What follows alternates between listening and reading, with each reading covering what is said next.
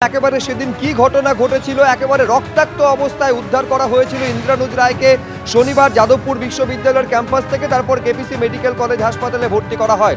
2 তারিখে ইন্দ্রানুজ রায় তিনি যাদবপুর থানায় এফআইআর এর অনুরোধ করে একটা অভিযোগপত্র লিখেছিলেন। কলকাতা হাইকোর্টের নির্দেশের পর সেই অভিযোগপত্রকে এফআইআর হিসাবে 5 তারিখে যাদবপুর থানা রুজু করে, যার ভিত্তিতে তদন্ত এবং এই মুহূর্তে ইন্দ্রানুজ রায়ের বয়ান নেওয়ার কাজ কলকাতা পুলিশের তরফে চালানো হচ্ছে। এইখানে আমি আপনাদের দেখাতে চাইবো যে কুণাল ঘোষ তিনি আজকে মন্তব্য করছেন এবং ইন্দ্রানুজের বাবা অমিত রায় তাকে কার্যত নিশানা করছেন। কি বলেছেন, কোন প্রেক্ষিতে কুণাল ঘোষ, রাখবো আপনাদের সামনে। ওয়েব কুপার সভাস্থলে গিয়ে শিক্ষামন্ত্রী বেরোবার সময় গাড়িতে লাফালাফি করলো, এর ব্যাখ্যাটা তো আপনি এখনো দিতে পারলেন না। তাহলে ভিকটিম কার্ড খেলছেন কেন? আপনারা বলছেন, আপনার স্ত্রী বলছেন যে ব্রাত্য তো গাড়িতে ইচ্ছাকৃতভাবে মারেনি, বাইট দিয়ে বলেছে। তারপরে আপনি আবার মিছিলে হাঁটছেন ওই প্রতিবাদীদের বিচারিতা ছেলের ছবি ভাঙিয়ে প্রচার নিচ্ছেন নিজেদের। আপনারা বামপন্থী পরিবার সে জানি, কিন্তু ছেলের তৈরি ছবি দাঁড়িয়ে নিজেদের প্রচার নেবেন না। আপনার স্ত্রী বলবেন যে এটা রাত্তর গাড়ি ইচ্ছা করে মারেনি, আর আপনি রাস্তায় মিছিলে হাঁটতে হাঁটতে বাণী ছড়াবেন, এই দ্বিচারিতা করবেন না। থানায় তুলে নিয়ে গিয়ে অকথ্য অত্যাচারের অভিযোগে এসএফআই নেত্রীর পর এবার পুলিশের বিরুদ্ধে কলকাতা হাইকোর্টের দ্বারস্থ হলেন ডিএসও নেত্রী সুশ্রিতা সোরেনও। যাদবপুর বিশ্ববিদ্যালয় শিক্ষামন্ত্রীর গাড়িতে ছাত্র জখম হওয়ার প্রতিবাদে সোমবার ছাত্র ধর্মঘটের ডাক দিয়েছিল এসএফআই ও এসইউসিআর ছাত্র সংগঠন ডিএসও। ধর্মঘটের দিন মেদিনীপুরে বিদ্যাসাগর বিশ্ববিদ্যালয়ের সামনে আন্দোলন কর্মসূচি নেয় ডিএসও। বিদ্যাসাগর বিশ্ববিদ্যালয়ে পৌঁছানোর আগেই কর্মী সমর্থকদের রাস্তা আটকে দেয় পুলিশ। অভিযোগ, এরপর ঘটনাস্থল থেকেই মহিলা আন্দোলনকারীদের মেদিনীপুর মহিলা থানায় তুলে নিয়ে গিয়ে শুরু হয় অকথ্য অত্যাচার। ওসি বলল যে মোমবাতি নিয়ে আসো।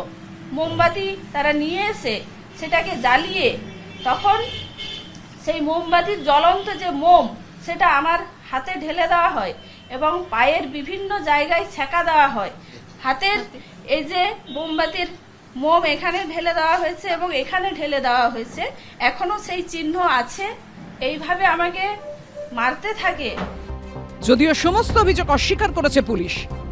আমাদের মহিলা পুলিশের মহিলা থানাতেই সেই মহিলা যারা স্টুডেন্টস পড়ুয়া ছিল তাদেরকে রাখা হয়েছিল।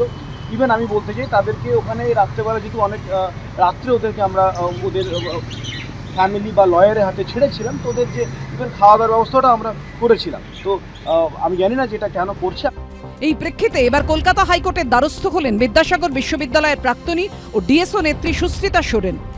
প্রাথমিকভাবে আমাদের যে অভিযোগ সেটা আমরা ওখানে দাখিল করেছি এবং সেটা মহামান্য আদালত আমাদের এই অভিযোগকে সেখানে গ্রহণ করেছেন। ওরম মামলা অনেক গৃহীত হয়, ও মামলার শুরু শেষ আমরা বুঝে নেব।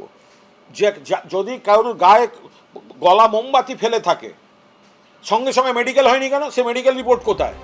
ওই একই দিনে অর্থাৎ সোমবারই মেদিনীপুর মহিলা থানায় তুলে নিয়ে গিয়ে এসএফআই নেত্রী সুচরিতা দাসকেও মারধর করা হয় বলে অভিযোগ। তিনি ইতিমধ্যেই হাইকোর্টে মামলা দায়ের করেছেন। পশ্চিমবঙ্গের আজকে তৃণমূলের অত্যাচার মধ্যযুগকেও হার মানাচ্ছে। ঘরের মেয়েদের আন্দোলন করার অপরাধে গ্রেপ্তার করে তাদেরকে নির্যাতন করছে, তাদের দেহে গরম মোম ঢেলে। বাংলার দিদি, আর কতদিন আপনার নেতৃত্বে বাংলায় এই মধ্যযুগীয় বর্বরতা চলবে আমরা জানতে চাই। সোমবার কলকাতা হাইকোর্টের বিচারপতি তীর্থঙ্কর ঘোষের এজলাসে এই দুটি মামলারই শুনানি হবে। সৌভিক মজুমদার, অরিত্রিক ভট্টাচার্য, আশাবুল হোসেনের রিপোর্ট, এবিপি আনন্দ।